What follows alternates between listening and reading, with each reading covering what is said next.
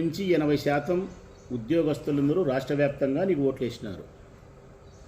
నీకు ఓట్లు వేసేదానికి ప్రధానమైనటువంటి కారణం నువ్వు చెప్పిన అబద్ధాలు, వారిని ఆశ పెట్టిన విధానం.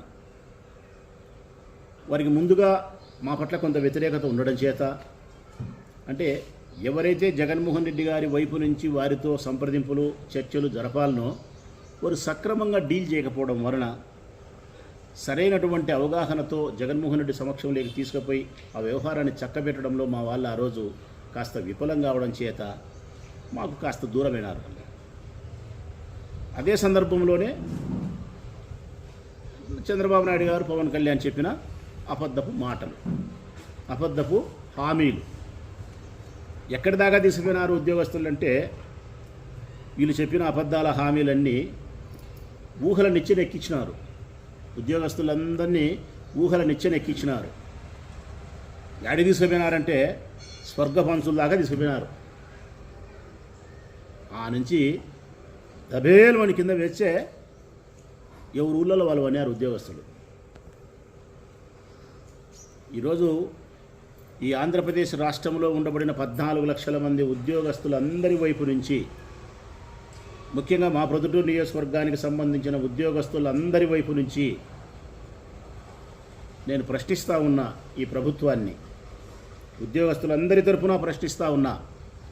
ముఖ్యమంత్రి గారు కానీ, వారి కుమారులు కానీ, లేకుంటే వారి భాగస్వాములైన పవన్ కళ్యాణ్ గారు కానీ, చంద్రబాబు నాయుడు గారి క్యాబినెట్లో పనిచేసే మంత్రులు కానీ, ఎవరైనా సరే మీరు సమాధానం చెప్పాలా.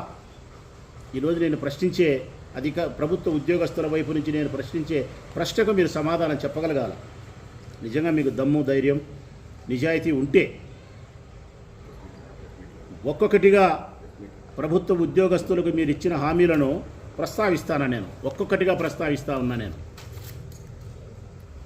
మీరు చెప్పిన మాటలు ఏందయ్యా చంద్రబాబు నాయుడు గారు? మొట్టమొదట ఈ రాష్ట్రంలో ప్రభుత్వ ఉద్యోగస్తులకు సంబంధించిన పాత బకాయిలు ఏవైతే ఉన్నాయో ఆ బకాయిలన్నింటినీ మేము వస్తాను వెంటనే ఇస్తామని చెప్పినారు. వెంటనే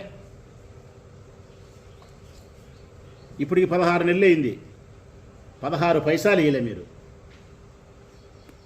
ఈ రాష్ట్రంలో ఉండే ప్రభుత్వ ఉద్యోగస్తుల బకాయి ఎంత అంటే 32,000 కోట్లు. 32,000 కోట్ల రూపాయలు బాకీ ఉంది. మరి ఇచ్చినావా? 32,000 కోట్ల వాళ్ళ పాత బకాయిలన్నీ నువ్వు చెల్లించినావా? మరి చెల్లించలేనప్పుడు నేను గెలిచిన వెంటనే చెల్లిస్తానని చెప్పి వారిని ఎందుకు మభ్యపెట్టినావు?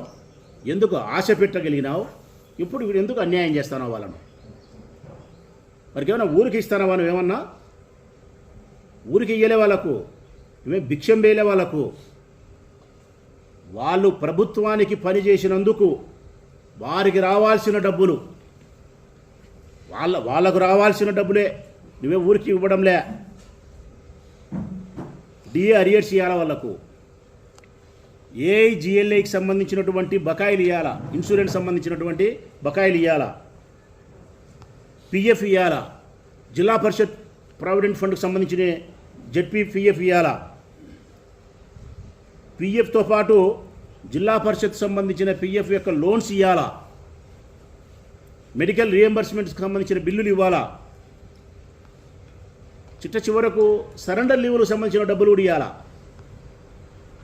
అంటే ప్రతి ఉద్యోగస్తునికి సంవత్సరానికి ఇన్ని సెలవు దినాలు ఇస్తారు, అవి వాడుకునేదానికి 30, 40, 50, 60 ఎన్నో ఉంటాయి, వాడుకోవచ్చు.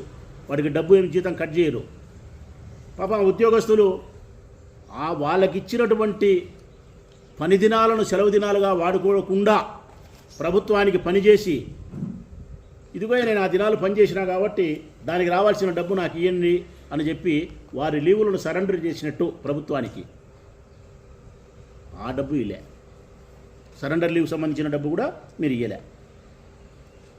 రెగ్యులర్ ఉద్యోగస్తుల డబ్బు ఉంది, ఇందులో అవుట్సోర్సింగ్ డబ్బు ఉంది, ఉద్యోగస్తుల డబ్బు ఉంది, కాంట్రాక్టర్ యొక్క కాంట్రాక్టు బేసిక్లో పనిచేసే ఉద్యోగస్తులు ఉన్నారు. లాస్ట్కు ఇది 1000 రూపాయలు జీతం ఇస్తాం, పని చేయపో, మళ్ళీ 2 ఏళ్ళు 4 ఏళ్ళు 5 ఏళ్ళ తర్వాత నీ జీతం మంచి మర్యాద ఆలోచిస్తామని చెప్పి కంటెంజెంట్ అంటారు. అట్లా ఉద్యోగస్తులు ఉన్నారు.